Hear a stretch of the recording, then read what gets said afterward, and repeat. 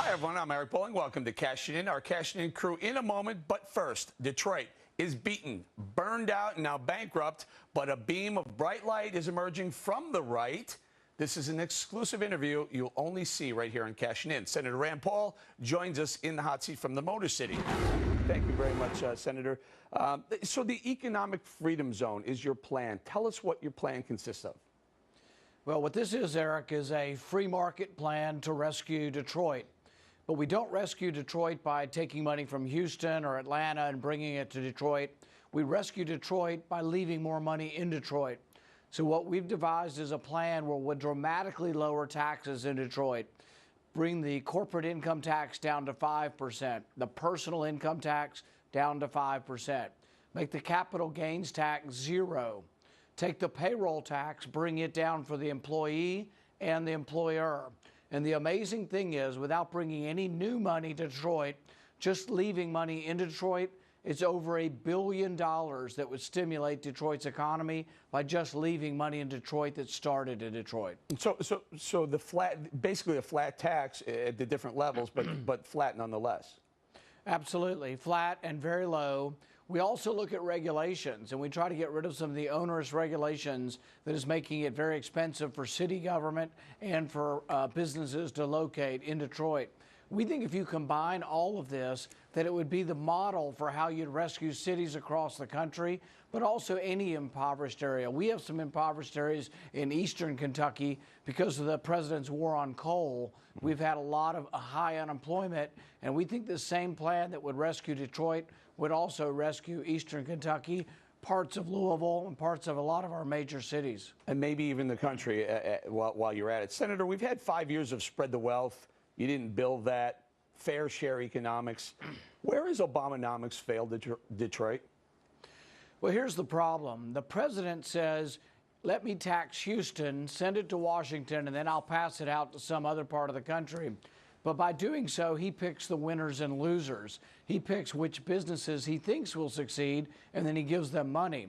But too often, this becomes sort of a crony capitalism where the government takes money from somebody else who is succeeding in business and then gives it to somebody who they think might succeed in business. So, you know, he did this with Solyndra. He took money from the middle class and he gave it to one of the richest men in the country to build solar panels. Problem was, nobody wanted to buy these solar panels.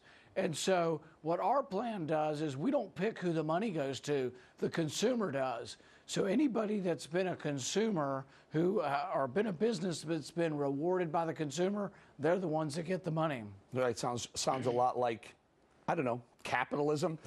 Senator, President Obama promised to not let Detroit go bankrupt. Now, he may have been talking about the industry, the auto industry, or he may have been talking about the city. But did the president lie? Well, you know, he's given a lot of promises. He promised us we could keep our doctor if we liked it also.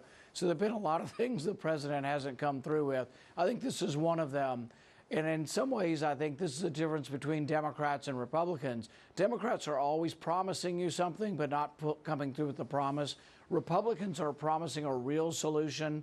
This is also, we've had 50 years of trying government stimulus and it hasn't worked. Now what we're going to try is a free market stimulus where the money gets in the hands of those businesses that can use it successfully to create new jobs. All right, let's turn the topic a little bit to race. Let's be honest, Senator, neither Republicans nor the Democrats have done very much to help African Americans get a job. 5 years of Obama economic policies have led to very high, elevated unemployment in the black community. And frankly, the Republicans are perceived as not really caring about minorities. What's your plan? I think we're going to compete. The Republican Party, as far as I'm concerned, should compete for every voter in every city and every state. And I think we do that by bringing our message to the people who haven't been hearing it. And this is a message of economic empowerment. It's also a message of school choice. If you want to get ahead in our country, it's through education.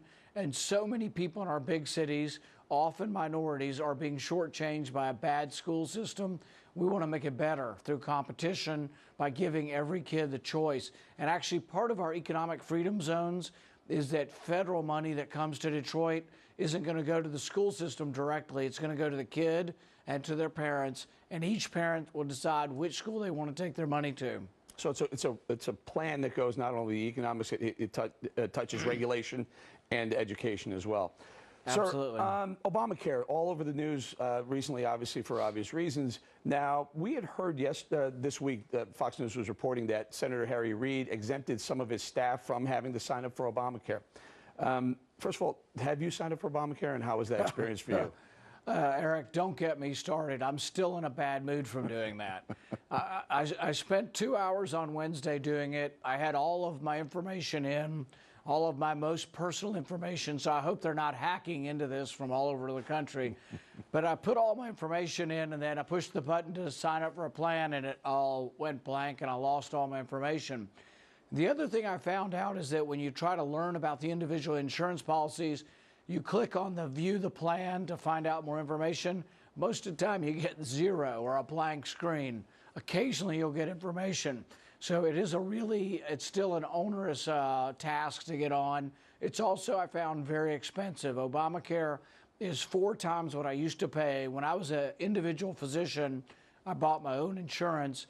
I paid 1/4 as much as I'm having to pay for Obamacare. So I'm scratching my head trying to figure out how this thing, a lot of what Obamacare was sold to the American public, and frankly, a lot of people in the House and the Senate, was that it wasn't going to cost a dime. Well, the costs are expanding, but as people like you find out, when you sign up for Obamacare, you're double, triple, sometimes quadrupling your premiums, sometimes quadrupling your deductibles as well.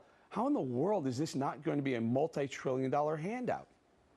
Well, and here's the problem. They call it the Affordable Care Act. Nothing about it is affordable because it's a plan that's full of mandates.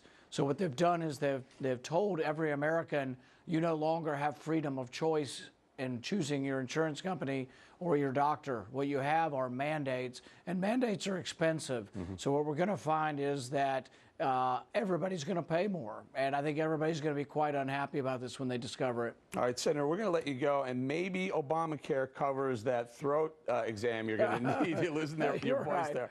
Hey, listen, the Economic Freedom Plan, the plan sounds great. Senator, thank you very much for joining, cashing in, and letting us break that exclusive news. Thank you, sir. Thanks, Eric.